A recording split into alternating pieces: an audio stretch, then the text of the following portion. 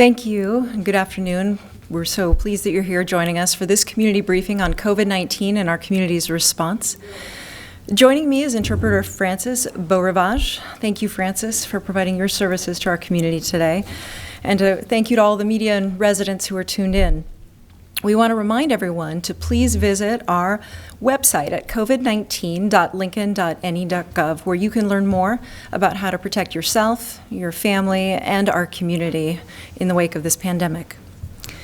On behalf of all Lincoln residents, I want to extend condolences to the families and friends of the 8 Nebraskans who have lost their lives to this disease. More on the situation here in Lincoln. We had 13 new cases of COVID-19 confirmed in Lincoln today, bringing our community's total lab-confirmed cases to 31. Given the highly contagious nature of the coronavirus and the fact that we are doing increased amounts of testing, the health department has been advising us, of course, for some time that the rising number of cases in the coming weeks is to be expected. While the rising numbers can produce anxiety, it is important to remember that the vast majority of people who contract the virus will be minimally affected and will recover. However, we all want to protect those in our community who are most at risk, older adults and those with underlying medical conditions, and we all want to do our part to keep our hospitals from becoming overburdened. With the ultimate goal of preventing the spread of COVID-19 in mind, it is now more important than ever that you stay at home as much as possible, that you keep 6 distance from others, that you use good hand-washing techniques, that you cover your face with a tissue or a sleeve when you cough or sneeze, and that you avoid touching your face. If you're sick, stay home and isolate yourself from others, ideally using a separate room and a separate bathroom if possible. Others in your household should, if you are sick, others in your household should also stay home and self-quarantine with guidance from their healthcare providers or the Lincoln Lancaster County Health Department. And the number for that health department, again, is 402-441-8006. In the absence of a vaccine, these are some of the most important steps that we can all take to fight the virus. Now, here to provide more details on the Health Department's investigations of today's new cases and those reported over the weekend is Interim Health Director Pat Lopez.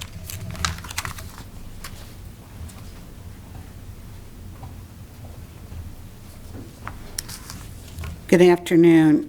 As the mayor said, we had 4 new positive COVID cases in Lancaster County over the weekend. 3 of those, as we reported, were lab confirmed, and 1 was 4 of the cases are travel lab confirmed. Let me start over. 3 of the 4 cases are travel related and 1 is community acquired. This morning we received an additional 13 positive cases in Lancaster County, and we're currently conducting the investigation on these new cases.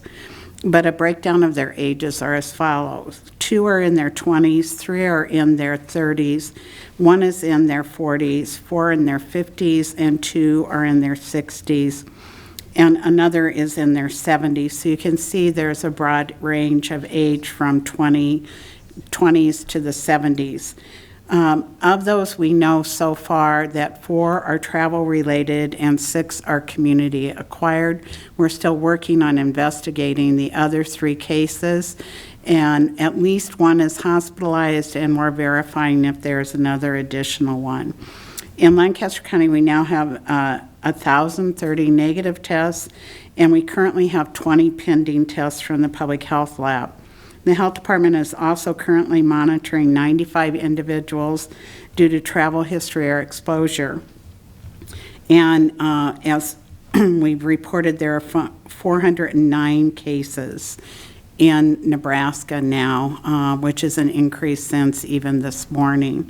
So as more testing, the mayor pointed out, is being completed, we will continue to see an increase in positive cases. We do have this community spread in Lincoln, and residents should just assume there is a risk of exposure anytime they are out in a public place and follow those guidelines that have been presented with the social distancing and keeping the correct hand washing as much as possible.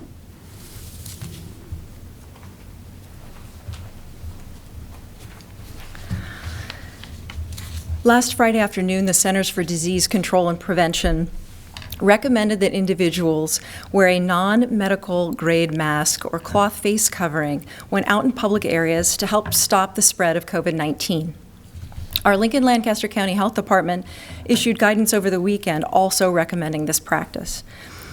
It is critical that our residents understand that this is additional recommendation and does not replace physical distancing, staying home if you are sick, covering your cough and sneeze, hand washing, and disinfecting highly touched surfaces several times a day, which all of which are our first line of defense in halting the spread of the virus. Cloth face coverings are a supplement to, not a substitute for, these important disease prevention measures we must all continue to practice. With this new guidance, we want you to understand that if you must be in public for essential activities like grocery shopping or making a run to the pharmacy for medication or to going to a medical appointment, wearing a cloth face covering is another preventative measure that you can take to keep our community safe. Experts say it's important to understand that a simple cloth face covering offers enough protection for someone who is practicing physical distancing and has only limited exposure to others during brief time outside for essential activities.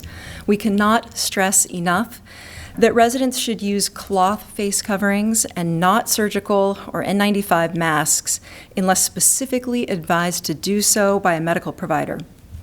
Generally, surgical and N95 masks must be reserved for first responders and healthcare workers. If you have these medical-grade masks, we would ask you to consider donating them to a medical facility. Access to these important supplies could save a healthcare professional's life. If you're staying at home and nobody in your family is infected, you don't need to wear a cloth face covering when at home. Studies of cloth face coverings used to prevent the spread of respiratory illnesses, including SARS, another form of coronavirus, show a simple cloth face covering can lower risk of infection. The effect is greatest when cloth face coverings are used along with good hand hygiene and physical distancing. A brief note about exceptions to this guidance. Cloth face coverings should not be placed on children under 2 years of age, anyone who has trouble breathing or is unconscious, incapacitated, or otherwise unable to remove the face covering without assistance. If you decide to start wearing a cloth face covering, you should know that it can take some getting used to. Case in point.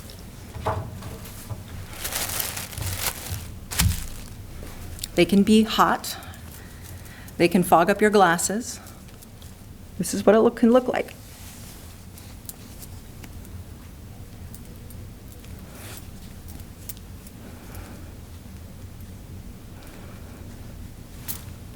Oops. It can take some getting used to.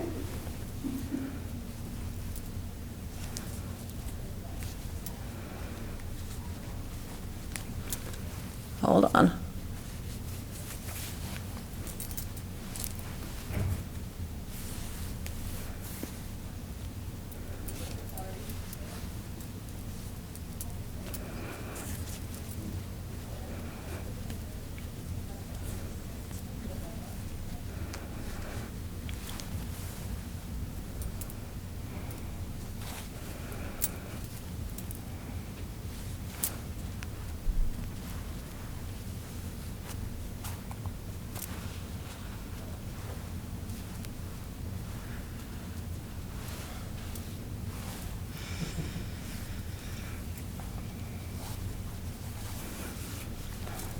We're all going to have to practice that and get used to it. It's not easy, but it's important. This is because what we're learning as we go along this path of the pandemic is that you can spread the virus even when you're asymptomatic. So this is really about protecting other people when you're out in public. And it's a good idea after you take off your mask to make sure you sanitize your hands or wash them with soap and water for 20 seconds.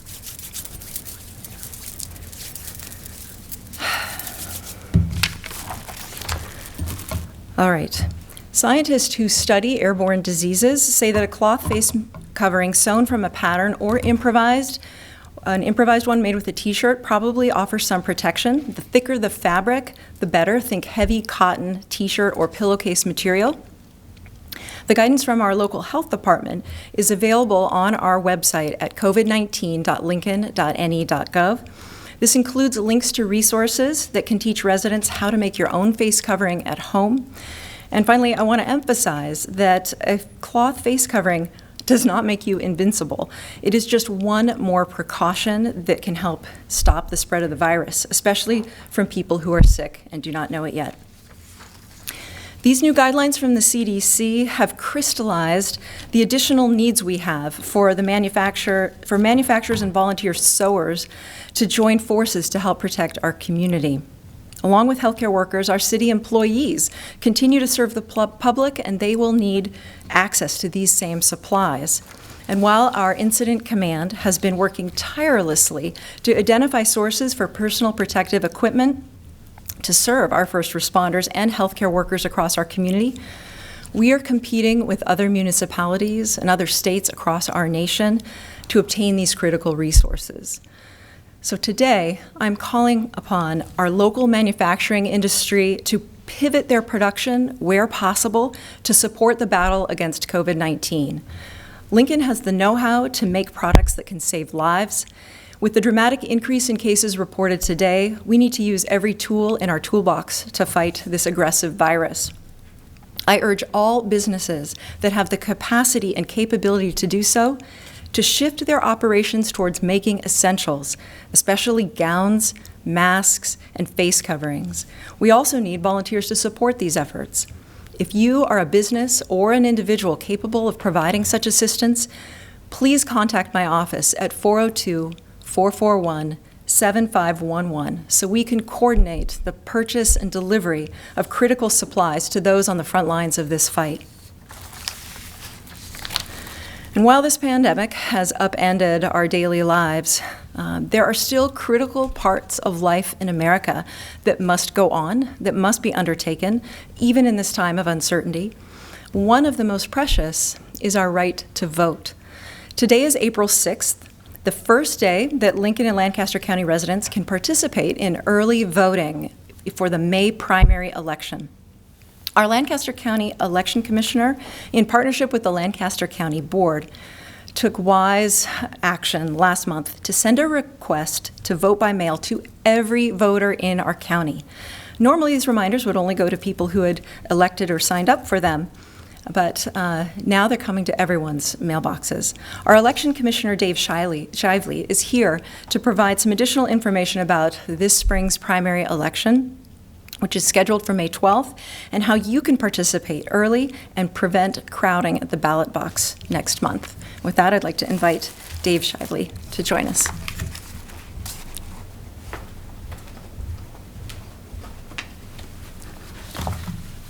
Thank you, Mayor. These daily briefings are very important. Thank you so much for doing them. As the Mayor said, we are proceeding with the May 12th election. It's 5 weeks from tomorrow, and we mailed early vote ballot request forms to over 170,000 voters in Lancaster County. This included 31,000 on our permanent list, and we mailed that on March 9th, and then to another 140,000 to the remaining voters who were not on that permanent request list on Monday, March 30th.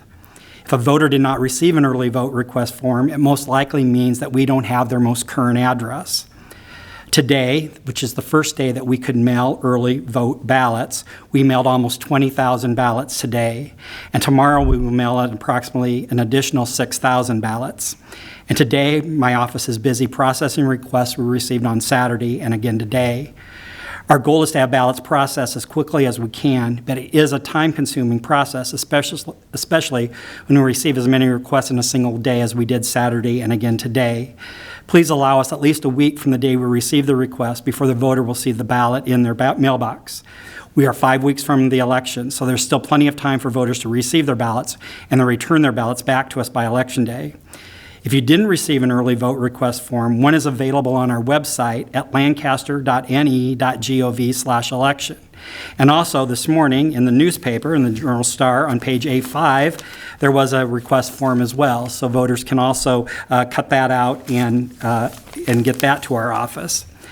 If you don't have either one of those abilities, you can call our office at 402-441-7311 to have a request form mailed to you. However, using one of the previously suggested means is probably simpler, easier, and quicker. Completed request forms may be mailed, emailed, or faxed or dropped off at our drop box, which is located on the north side of our building at 601 North 46th Street. We must have any requests for a ballot to be mailed by 6 p.m. on Friday, May 1st, in order for us to mail a ballot. If you are emailing the ballot or the request form to us, it has to be scanned with the signature, or you can take a photo of the request form and email that to us as well. Let's talk a little bit about voter registration in case a voter is not currently registered to vote. If a voter is new to Lancaster County or needs to update their voter registration, the voter may register to vote using the state's online voter registration system as long as they have a valid Nebraska driver's license or state identification card. That is currently the easiest way for a voter to register to vote. The deadline for those registrations is midnight on Monday, April 27th. Your address does not need to match your driver's license in order to register to vote. It just needs to be a valid driver's license. So, also, we do have a voter registration form available on our website as well, and that can be mailed or dropped off to our drop box on the north side of our building. The postmark deadline for a paper voter registration is Friday, April 23rd. Now, I want to talk a little bit about Election Day. Polling sites will be open on Election Day. There are some elderly housing and long-term care facilities that serve as polling sites that will need to be moved to a different location. We are working on those changes right now, and once we have all of that determined, we will make an announcement. And we'll also notify those voters of those precincts. We are also actively searching for reserve poll workers who will be willing to serve in place of those that are in a higher risk category and may not want to serve. Younger, healthy adults interested should contact our office at 402-441-7311. And finally, we are finalizing an online poll worker training program that should be on our website by the end of this week. For the safety of the public and for our staff, our office is currently closed to the general public. Our entryway is open during regular business hours, and we have a self-service station that includes voter registration forms, early vote request forms, and poll worker applications. Those can be taken with you or completed in our entryway and can be dropped in the ballot box that we have sitting on the table in the entryway. Again, our phone number is 402-441-7311, and our website is lancaster.ne.gov/election. If you have any questions, please feel free to call our office. Thank you. Thank you, Commissioner Shively. Full of props today. As you can see, I myself received my vote by mail registration form, my request, and it's super easy to fill out. All you do is sign your name, tear this in two, put a stamp on it, and drop it in the mail. It's that easy. So thank you so much, Commissioner, for being here to give us all that good information about how to continue to participate in our American democracy. Our health experts do believe that Lincoln will be seeing an increasing number of cases now throughout the month of April.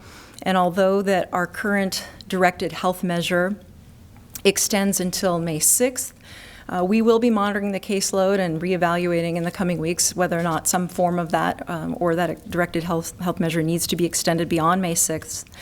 So with the primary elections slated for less than a week from that deadline, I urge voters to take advantage of the opportunity to make sure your vote is counted and limit the need for in-person voting. I know we all like to get the I voted sticker. I always vote in person, but I'm not going to do it this year. I'm going to try and keep our poll workers safe, try and keep our community safe. Let's vote by mail this year, Lincoln. And finally today, as we wanted to share some good news from our healthcare community as our hospitals prepare to handle their growing caseloads. Bryan Health has received donations of much-needed supplies like masks, gloves, and gowns from businesses, agencies, community groups, and individuals. One that particularly touched the administrators at Bryan was a donation of masks, hand sanitizers, thermometers, and tissue from Viet Nguyen, the owner of VS Nail Supply in Lincoln. A letter with the donation said that the items were given on behalf of the Vietnamese Communities Group in Lincoln. Thank you to everyone who is a part of that very generous group. We also want to honor and recognize Kawasaki. The company has shut down production for 2 weeks, but it was able to help Brian get the items it needs to make its own hand sanitizer. Last week, Kawasaki donated 4 55-gallon barrels of chemicals to Brian. The firm is also helping an effort to produce face shields for our local healthcare providers. And these are just 2 examples of how many people in our community are finding ways to contribute to the fight against COVID-19. We really all do have a part to play in protecting ourselves and our community.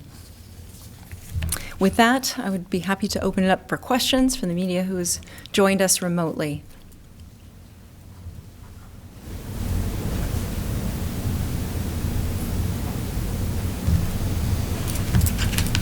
I have a question from Charlie Brogan. Hi, Charlie.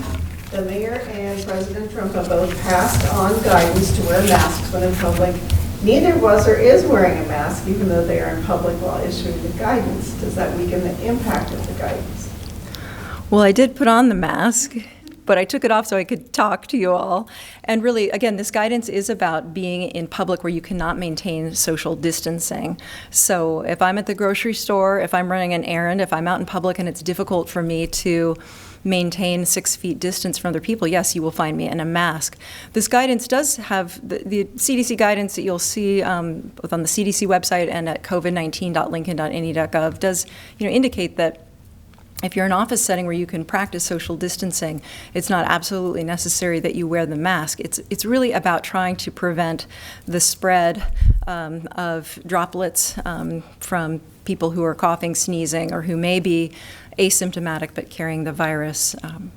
And so it is really about when you can't maintain those physical distancing measures. This is just another layer in the multi-layered process of protecting ourselves and our community.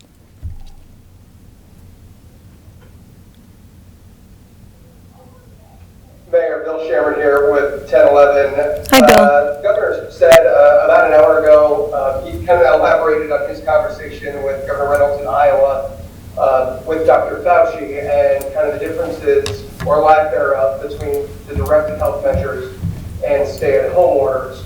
Do you believe, combined with the extra stuff Lancaster County has done, that right now enough is being done to protect Nebraskans as much as possible? We're taking that question very seriously, Bill, and we're evaluating it day by day, hour by hour, minute by minute. We want to make sure that we're doing everything we can, that we have no regrets looking back. We are very pleased with how much compliance we are seeing anecdotally throughout our community. The number of complaints are low. We believe that people are taking this very seriously, but what we want to make sure people understand is that as the number of cases rise, that they don't think it's not working. Social distancing is the key. The physical distancing measures are the key, and our directed health measure helped put those in place. But so did some other things we did early on by limiting public gatherings, by the closures of our restaurants and limiting to drive-through and takeout only. By not allowing crowds at the state tournament for the boys basketball teams. I mean, we have been rolling back the amount of contact we have with each other, the kind of social mixing in our community for weeks now, and I think you see in our numbers that has been something that has helped to protect Lincoln. But that said, this is a highly contagious virus. We're seeing some outbreaks in communities around us, so we're going to continue to evaluate whether or not there are additional steps we need to take in the near future. But this is the job of our public health officials, and we're continuing to follow their guidance. One quick follow-up, would you then agree that our directed health measures compared with stay-at-home orders in other states, that it's really a matter of semantics, or would you disagree with that? Well, I think it's clear that in some states that have stay-at-home orders, they don't have the same kind of strict measures that we have here in Nebraska. But that doesn't mean we couldn't take it further here in Nebraska, too. I mean, we still have a lot of folks who are going to work, and, a stay-at-home order would probably limit the number of businesses that would continue to operate. That said, in every state, there are a lot of exemptions, a lot of businesses that are deemed essential services, and there's still a lot of folks who get in their cars and go to work under stay-at-home orders. So in some ways it's semantics, but yes, there are still further steps that we could take in Nebraska.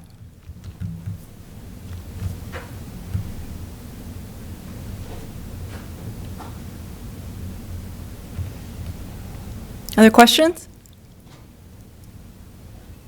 I'll ask one more. Sure. On the struggle to purchase PPEs, and you kind of urging manufacturers and local businesses, if they have the capacity to do so, to try to shift toward making those so that the city can purchase them. Can you just elaborate a little bit on the struggle right now as you compete with all of the other entities to try to get these for our high-risk workers? Yeah, there is no centralized production and distribution coming out of the federal government, and states are left to do this on their own. And, we are fortunate to have some products from the national stockpile, but I mean, every community wants more than what they have. Every community is concerned about the burn rate that they may go through these products in order to keep sanitary, safe conditions in the hospitals and on the front lines of serving our community. We have a lot of people who are working hard and innovating. We have someone in our health department who came up with a prototype for an alternative gown and has come up with a second prototype, and now we feel satisfied that it could be replicated. So we have some designs, some specs that we'd like to share with those who can help us manufacture, because those gowns are important in protecting people who are potentially exposed to those with symptoms of COVID-19 or who are diagnosed with COVID-19. This is an all-hands-on-deck sort of situation, and we need support from the private sector. This is Joanne Young. I have a question. Hi, Joanne. Hi. Governor Burkett said today that mayors can't really, if there is a stay-at-home order, mayors can't do it, but he seemed to indicate that public health departments could do it. Is that your understanding? Right. The health director is technically the person who issues those kinds of orders, and who issued our directed health measure here in Lincoln as well. And she are evaluating doing that possibly? Yes. I mean, we are looking at modeling. We're trying to understand what we're developing enhanced understanding of our capacity and risk, and we are working with our healthcare providers and the wider community to make sure that we are doing everything we can to protect the health and safety of our medical care community and of the residents who may contract the virus. Thank you. All right. Any more questions? All right. Thank you so much for tuning in. We'll be back tomorrow at 3:30.